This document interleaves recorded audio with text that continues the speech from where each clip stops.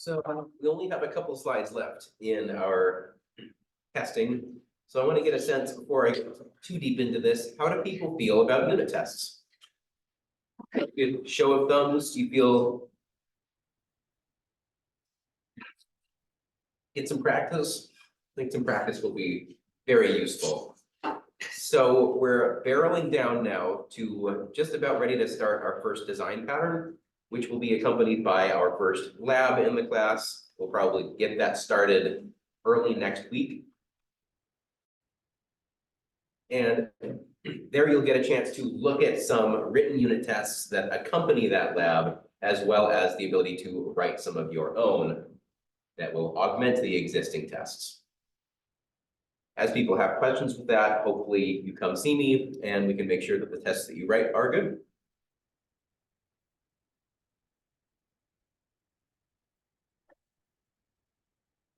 Last time we ended talking about test-driven development, which was the concept of writing tests before writing your code, which might seem counterintuitive, but it can end up saving a lot of time, especially as the size of your projects scale. Just a couple slides left here. We'll look at some final bad habits. You do not want your tests to run in sequence, where you have some secondary test that relies on the first test performing correctly. So here you can't run test B by itself. You have to run test A before test B. This is bad design. Is there a better way that we could test something like order or flow rather than having two separate tests, one of which must run before the other? What can we do here?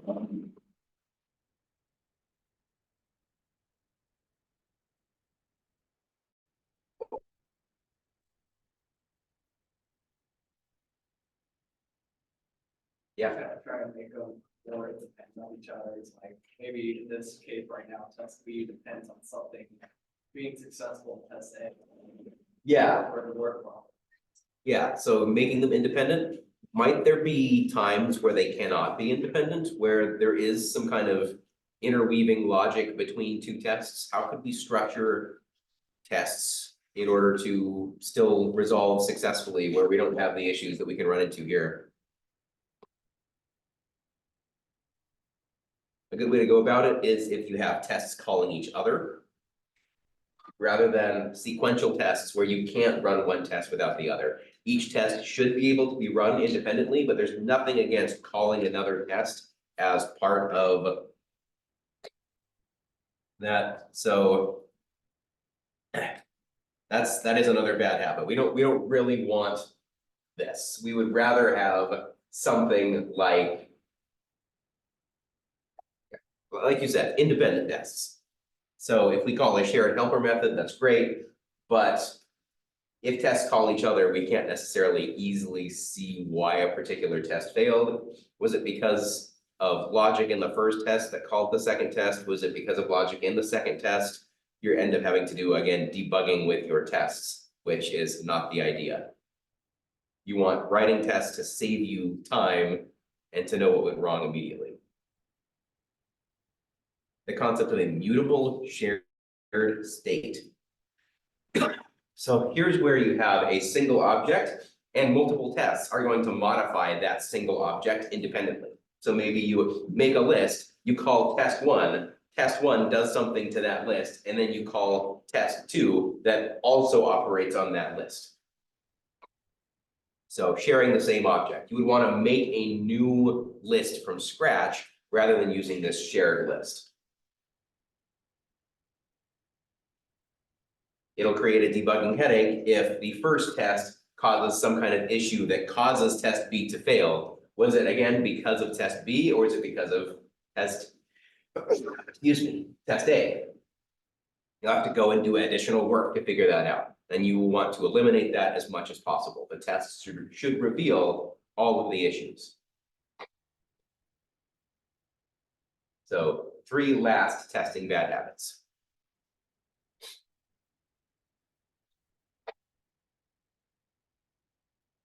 Questions on these?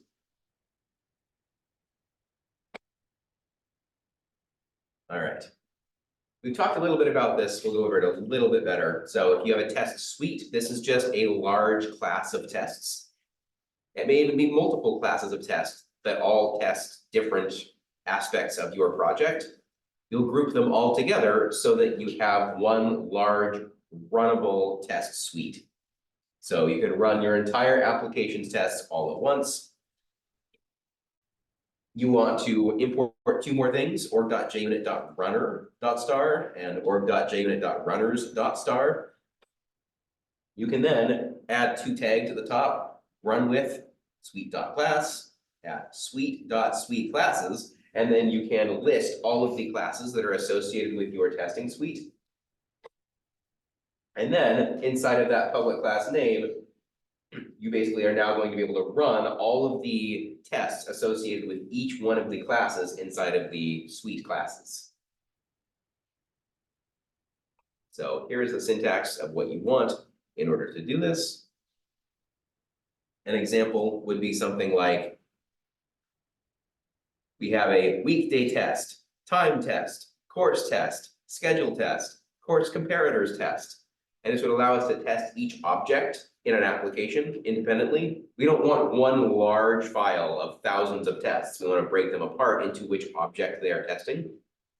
So then we need some way to group those classes together so that we can run them all together at the same time. You will see in one of the labs later this quarter that was not written by me, there is one such issue with a large file of 1,000+ tests. It is gross.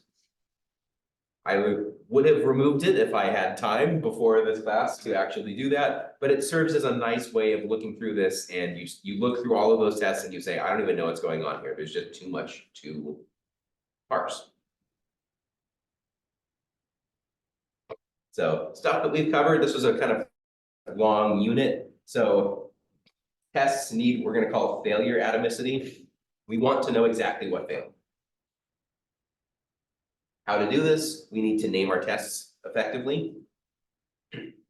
We should include messages with every assertion so that when the assertion fails, we know exactly why it failed. And we know what we did. Rather than writing a single large test that has many assertions or maybe a single assertion in a loop, we would rather write a bunch of smaller tests. And each test should hopefully have about one assertion. There are times when you may want 2 or 3, but it's few and far between. We want a timeout parameter for each test. We want to make sure that we are looking for what we expect to go wrong, so expected errors, and we want to make sure that our exceptions are being thrown correctly, so test exceptional behavior. We also want a better assert method. It's very easy to just write a bunch of assert trues since it's the simplest assertion method, but sometimes it's easier to use the other assertion methods. It'll make your code a little bit easier to read.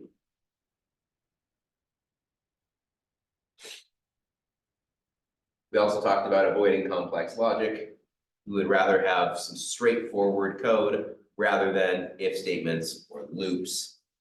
And then you can also use at before and at after or at before class and at after class to do logic ahead of multiple tests. You factor that out, your testing code doesn't look quite so ugly.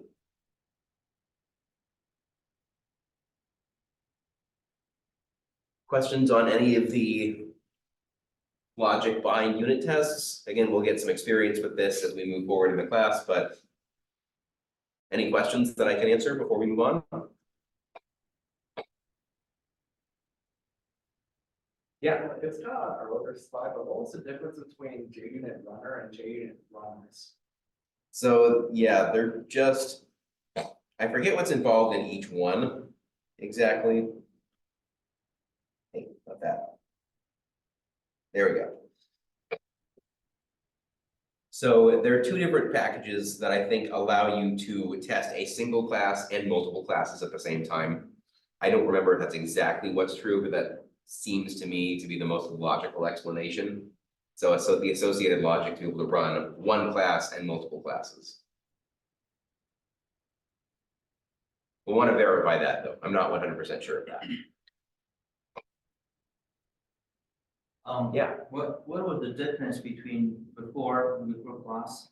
Yeah, so before runs logic associated with a particular test, and before class runs, let's go back to those slides so that I can have some, you can see it in the slide as well. That one. So this code runs before each, if you use at before or at after, it's before every single test. So you have 10 tests, the logic in the at before will run, and then the first test will run. The logic in the before will run, and then the second one will run. The logic in the before will run, and then the third one will run, etc. And then anything in the after will run after the test completes. So you have the before, test one, after. Before, test two, after. Before, test three, after. And before class is a single piece of logic that runs before the entire suite of tests in the class. So if you had some particular setup to do, and you didn't want to do that for every single test, you could do it as the before class to do something like allocate memory for an array list. And then you could take that same memory and make a new one on the at before, but at least then you wouldn't have to say equals new array list every single time. Great question.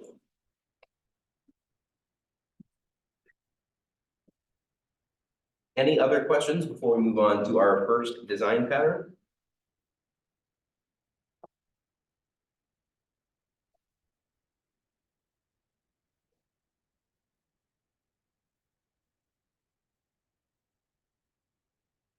All right, so you can tell that I've done a little bit of modification of the order of things because this is titled 05, and the slide itself it says 02.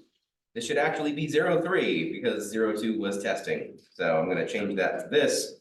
And when I upload it, it should correctly say 03. This is the third thing we're covering in here. So we're going to start by talking about design patterns in general, and then we're going to move into talking about our first design pattern. Does anyone know what a design pattern is? Have we heard the term before?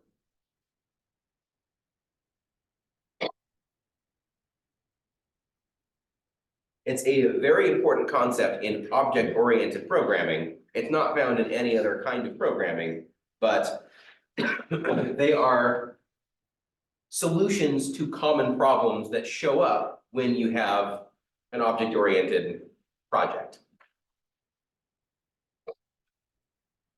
There are three major categories of design patterns, and we're going to cover some of each of these, but there are so many that we can't cover all of them. At the end of the course, I'll give a very quick rundown of some of the ones that we did not cover, and not quite in as much detail, but I've cherry-picked some of the important ones for us to know, and that allow you to get some good practice. So the first one is creational, and this arises. Creational patterns are for problems with object creation. When we actually go to allocate the memory for an object, if we have a complex project, there may be some times when, for instance, when you create an object, the constructor is a method. Sometimes we want more power than what a method can give us. Or we need something special there to be able to handle more complex logic. So goals of creationals is to increase flexibility and code reuse. We'll get some examples of these eventually, but it's not what we're going to start with. There is structural, and this comes about when we have objects and we're trying to assemble them into larger structures that use other objects. So as we structure some larger object, what do I want to call it? Abomination. That'll work. As you make an object abomination, there are some issues that will arise that can be solved with some logic. So we want to make sure that our structures are flexible and that they are efficient. But we're going to start with a behavioral one. Actually, no, we're going to start with a structural. Anyway, behavioral has to deal with communication between objects. So as objects are trying to talk to each other, how do we assign the associated responsibility of who does the talking? Who does the receiving? Who's responsible for what aspects of this larger design?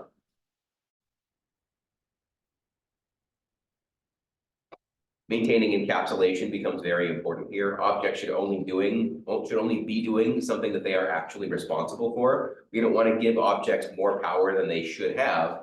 And we want to make sure that the user can't hack in and start to modify the object as this communication is happening. So as complex interactions are happening, we want to make sure that encapsulation is maintained.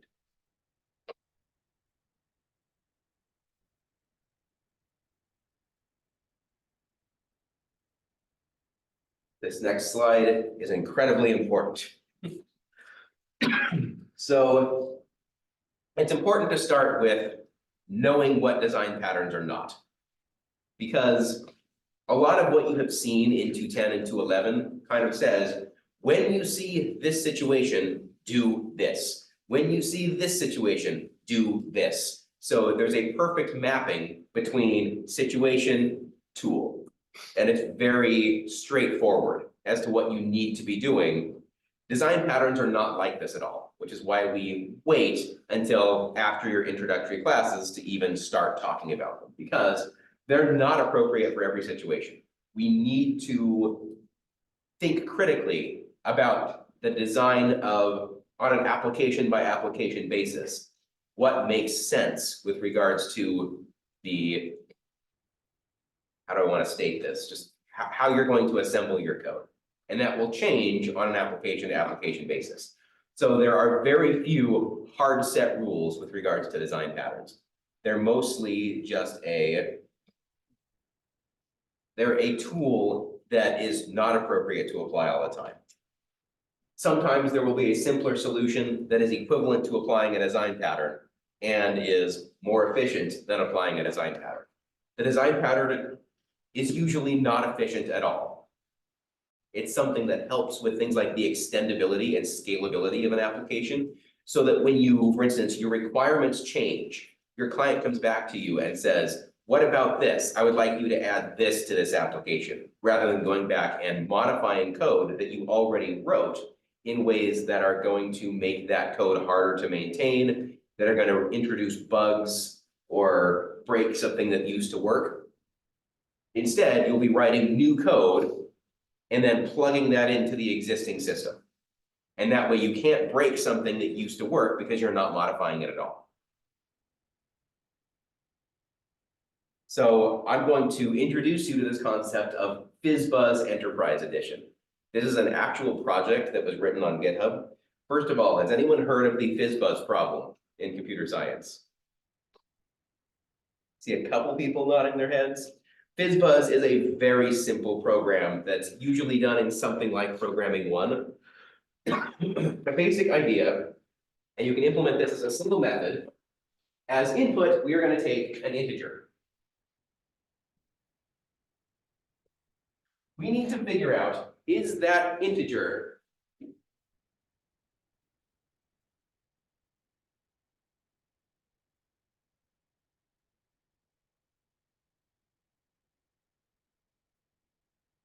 divisible by 5 and divisible by 3? If that's the case, then we should output the string FizzBuzz. If it is just divisible by 3, we want to output the string fizz. If it is just divisible by 5, then we want to output the string buzz. If none of the above, so anything else, we want to output the value of the integer that was passed in as an integer form. So that's it. Imagine implementing this in Java. How many lines is this method? Approximately.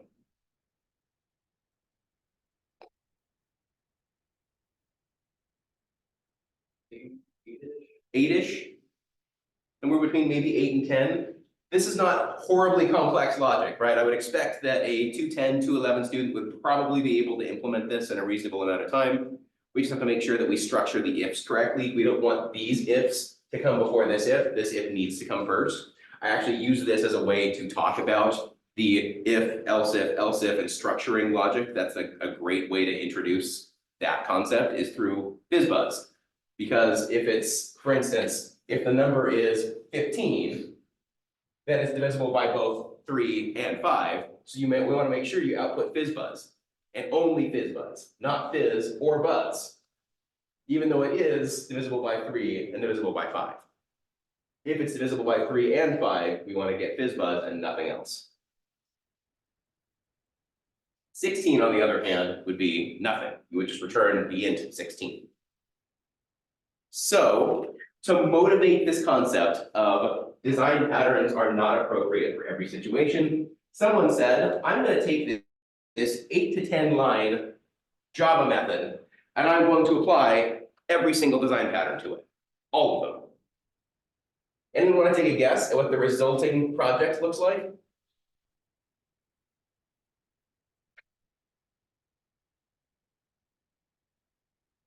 Let's go look. Actually, find it.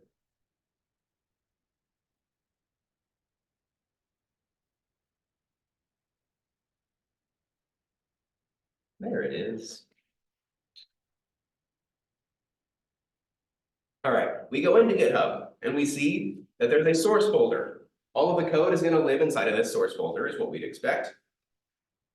If you were implementing FizzBuzz, how many classes do you think that you would need to write? One? 'Cause One? It's like a 3 of FizzBuzz's function is relatively simple. It feels like, All right, here's the actual logic. We have the implementation and we have the interfaces. Let's take a look at the implementations of the interfaces. We have a folder for the factories, a folder for a loop. Yeah, we can't just write a loop. We have to factor out the loop into its own design pattern. Math/arithmetics, parameters, printers, strategies, string returners, visitors, and then some additional classes. We have a driver, we have some constants, we have an application context folder, and standard FizzBuzz. We go into any of these printers and we can see that there is a Buzz printer, a Buzz string printer, a Fizz printer, a Fizz string printer, an integer printer, an integer printer, a new line printer. let's skip absurd. This works, believe it or not. This entire project compiles and runs and does FizzBuzz. What? And everything is this complicated. Here are all of the strategies. We have some adapters, some comparators, some constants, some converters. There's tons here. So when I say that design patterns are not appropriate for every situation, someone who is probably a masochist decided that it was a great idea to show this in a way that I just can't replicate in a classroom setting.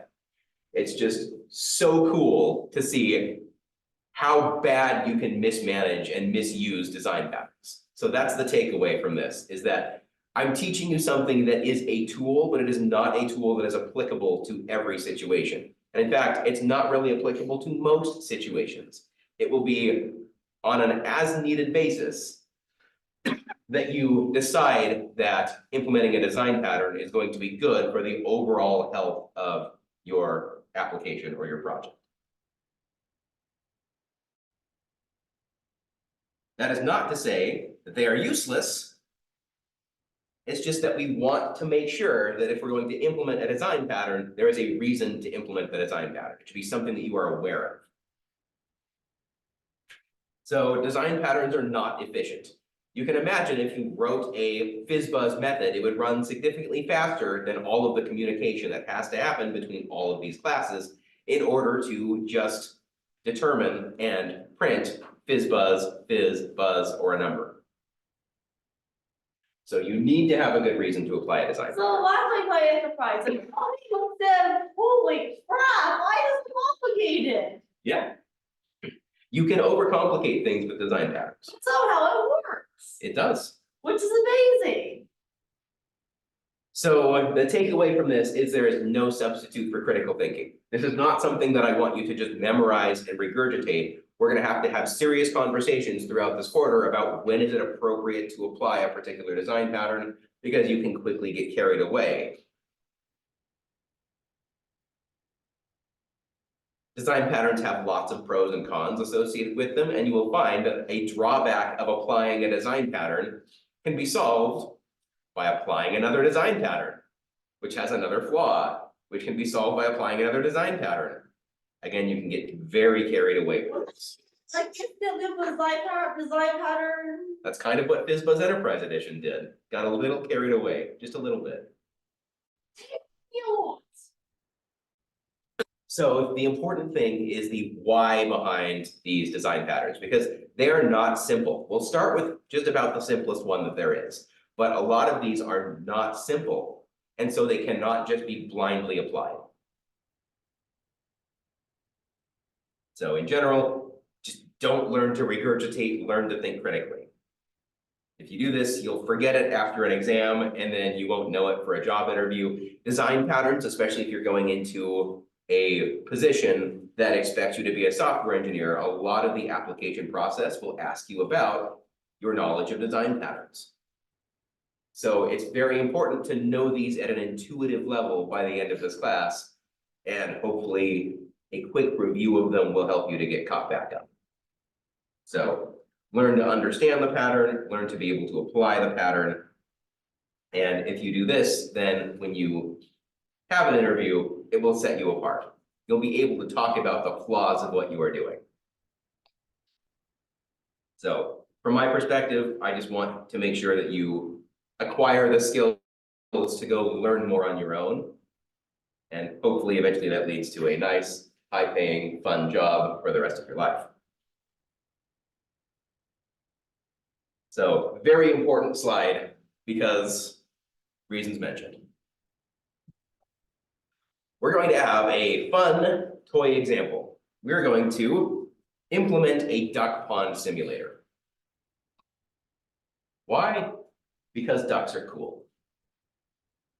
So we know there are lots of different kinds of ducks. Ducks all quack. Ducks all swim. Ducks all look a little bit different from each other. And we will model this in our duck pond example with a quack method, a swim method, and a display method. Wait. Also, ducks can be kind of vicious. Yeah, we could add an attack method, why not? But seriously, they are legitimately vicious. I'll just say this. Ducks will eat mice and frogs. Absolutely.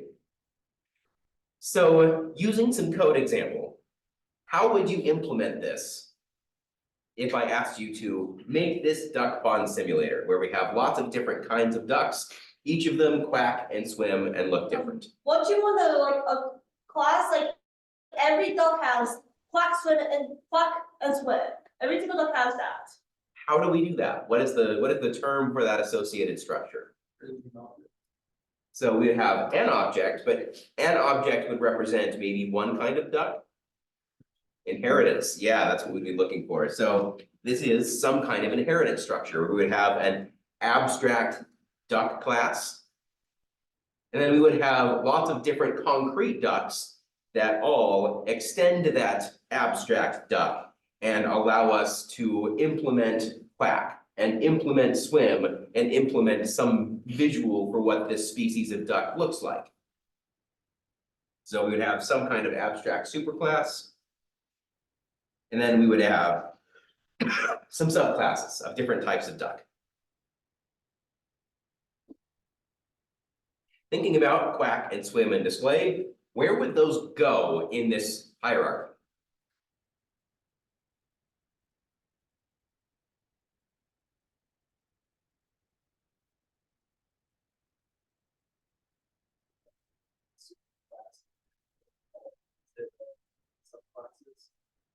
Where would the implementations of them be? So I guess I've been a little bit ambiguous here. So let's let's say that all ducks quack the same way. They don't quite quack the same way, but for the sake of argument, we will say that for now, they all quack the same way. And swim, they all use their feet and they kick a little bit. So we can add the implementations to quack and swim to the abstract superclass, since all ducks do them the same way. On the other hand, the display method needs to be abstract in the superclass because each duck subclass looks different. So we need to override that and make sure that we have the logic for what a particular duck looks like in the subclasses. So we need to override that in each subclass, and that will help us to learn what each duck looks like, or be able to show what each duck looks like.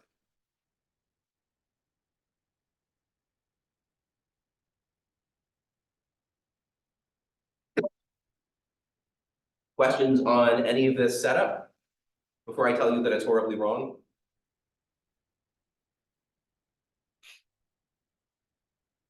This makes a lot of sense if this is everything you would ever have to do with ducks. Your supervisor comes back to you now and says, in addition, I need you to be able to represent how ducks fly. What do we do? What could we do about this? Any ideas? Can we theoretically add our function fly? Where would that go? All ducks fly, so it go in the, I guess, the universal where all ducks share traits. You can put it there, so it's all Okay. ducks fly. That's exactly what I have here. Are there pros and cons to adding it to the superclass?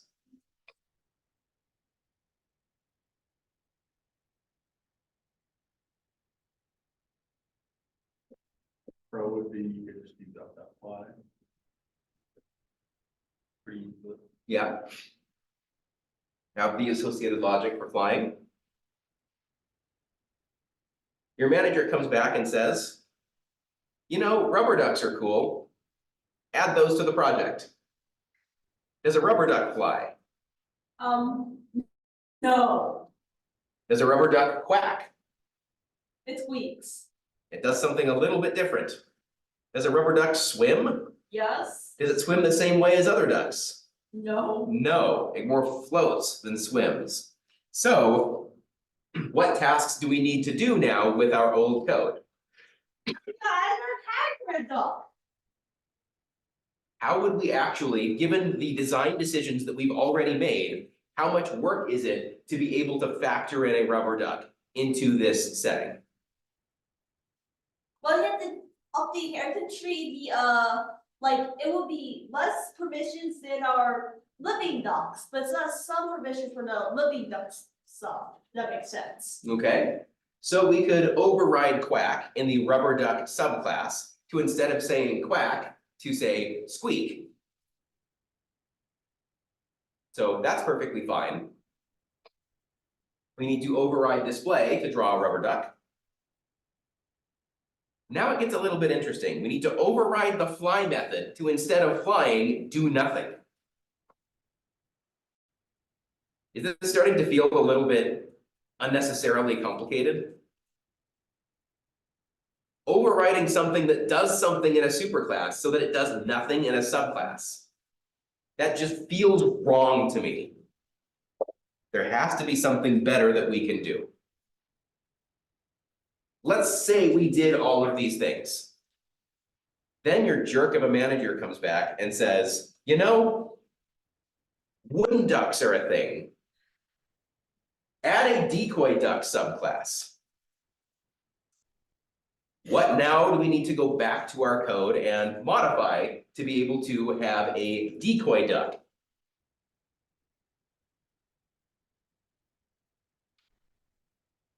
Fly still does nothing, but now quack doesn't really do anything either. Right, now we need to override quack to do nothing, and fly to do nothing, and draw a decoy duck. And now we have multiple times where we're overriding a superclass method that does something with a subclass method that does nothing. Think about this now in the long run. If you were to come back to this over and over, every time we introduce a new duck to this system, we have to go through every single method and say, how does this duck do this? And override every single aspect of the abstract superclass. Does the fact that we have an abstract superclass save us any work in the long run? The whole goal of an abstract superclass is to kind of bring everything up so that we don't have to do work over and over again. But in this situation, we have found that there are ducks that we now need to ask questions about for every single implementation, so it has not actually saved us any work whatsoever. So if we think critically about this, maybe inheritance by itself isn't a long-term solution to this duck pond.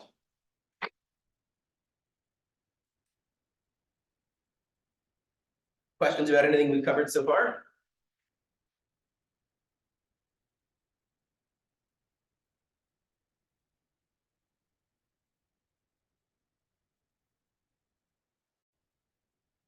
All right, we're gonna have a new idea.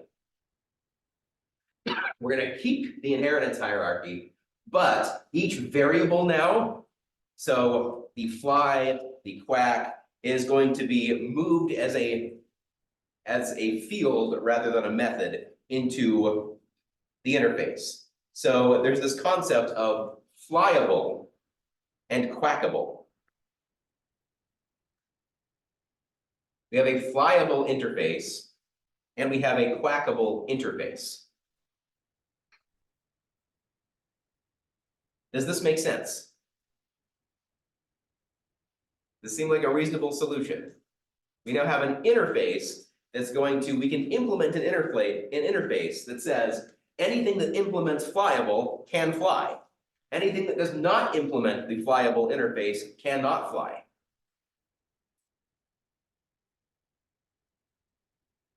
So now, when you have a subclass like rubber duck, a rubber duck will only implement interfaces for which it has the associated behavior.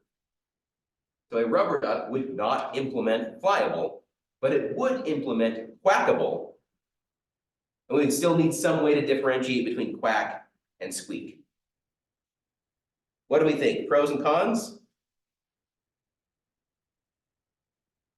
This works, like each duck type gets libraries given accordingly. The default method is basically nothing but display.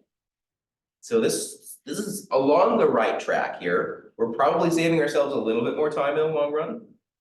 Quite possibly a lot more time in the long run. Any cons to this idea?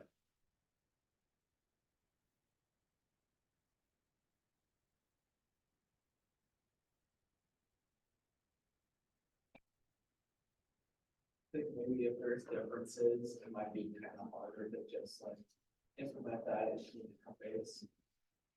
Sure, seems reasonable. The main issue ends up being code reuse. So every quackable duck doesn't necessarily quack the same way. We talked about quack versus squeak. Each duck probably flies the same way, on the other hand. Sorry, each quackable duck probably quacks the same way. Each flyable duck probably flies the same way. So we'll find ourselves doing a lot of copying and pasting. Since interfaces don't specify implementation like we can in an abstract class, we would have to give the logic for flying for every single duck that implemented the flyable interface. We would have to give the logic for quacking for every duck that implemented the quackable interface.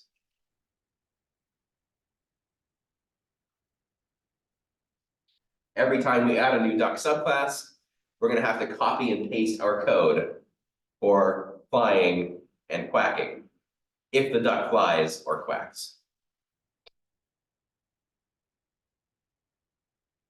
So inheritance with interfaces also has its flaws. Let's take just a few minutes, talk to your neighbors, and see if you can come up with anything that might be better. Are there any tools that you have seen or combinations of tools that you have seen that would allow us to not have to copy and paste code, allow us to be able to abstract as much of this quacking and flying code so that we only have it in one place, And then whenever we make a new duck, we don't have to go change anything about any of the code that we've already written. Talk for a few minutes.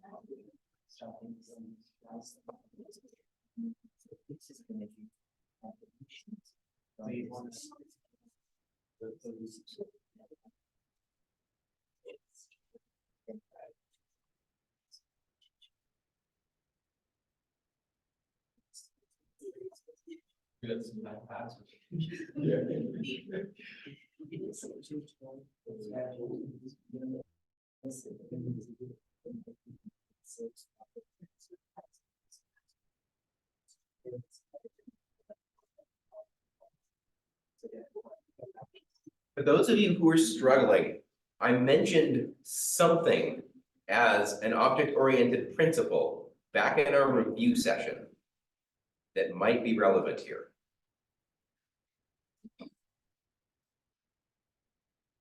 What did we favor over inheritance?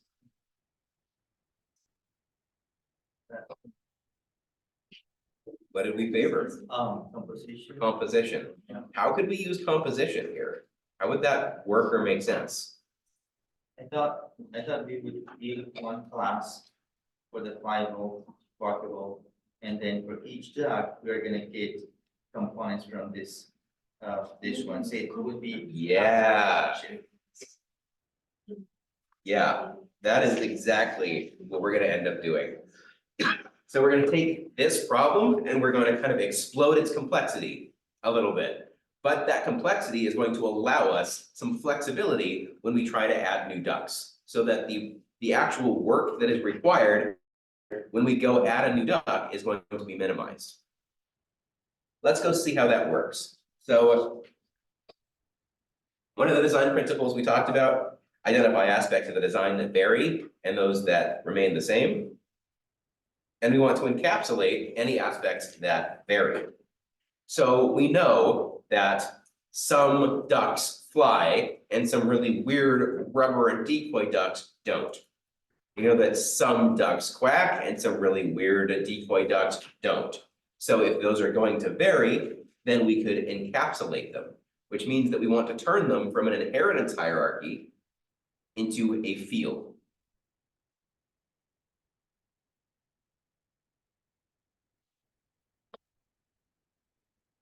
So we make an interface now that we're going to call fly behavior and one that we call quack behavior.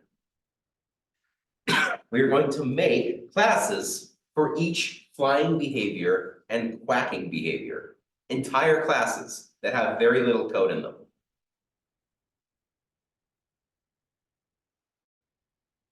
Each duck subclass is now going to implement the associated interfaces and behaviors from this list of classes to kind of pick and pull and choose what aspects of this design make up this duck. How does it fly? Pick one of the fly behavior classes and instantiate its fly behavior field with that class. So we end up with a hierarchy that looks something like this. Let's do it a little bit more. That's probably good enough. So here we have the fly behavior interface that specifies every fly behavior needs to implement a fly method. You can either fly with wings, or you can not fly at all. And each one of those implements the fly method to either fly or do nothing. Quack behavior, on the other hand, we can either quack or squeak or do nothing. And we will implement the quack method here to either quack or squeak or do nothing. Now do we see that every duck has a fly behavior and every duck has a quack behavior? If you want to use the mallard duck as an example, the mallard duck has a fly behavior, fly with wings. And a mallard duck has a quack behavior, quack. The rubber duck has a fly behavior, fly no way, and a quack behavior, squeak. The decoy duck has a fly behavior, fly no way, and a quack behavior, mute quack. So we can kind of pick and pull the associated behaviors that define each duck. If we use this and your jerk of a manager comes back and says, we want some new kind of duck that flies in a different way than flying with wings or flying no way. Maybe we have an airplane duck that flies with wood. It's a wooden flying duck. It doesn't have wings, it has wood. How easy or hard would it be to add that to this system? Just add it to the fly behavior. Yeah, we just make a new class, implement the fly behavior interface. Did we change anything about fly with wings or fly no way? Can we possibly introduce any bugs to fly with wings or fly no way to implement that? If something goes wrong and we were to do that, it would be in that class's code. So we would know right away where to go look.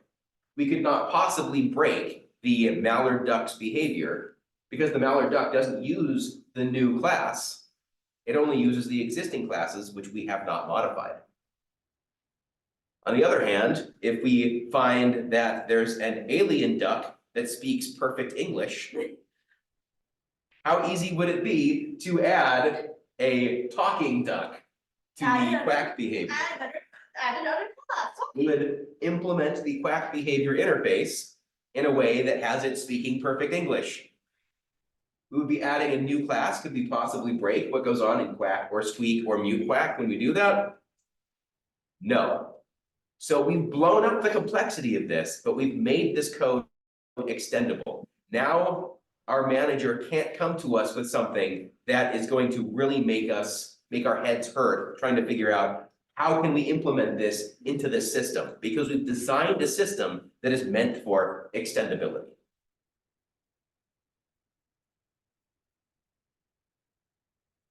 Does anyone have any questions about that? That's kind of a lot here. So we used inheritance and composition, where each field is itself its own inheritance hierarchy, which is kind of gross to think about. On one hand, that's very complicated, but on the other hand, it kind of works. It's elegant in an overly complicated way. And that's what we will find a lot with design patterns. Is this appropriate to apply to every situation? If we expect that this might need to be extended in the future, we can think about that in advance, apply this particular kind of pattern, and then future changes to this system will not be overly complicated.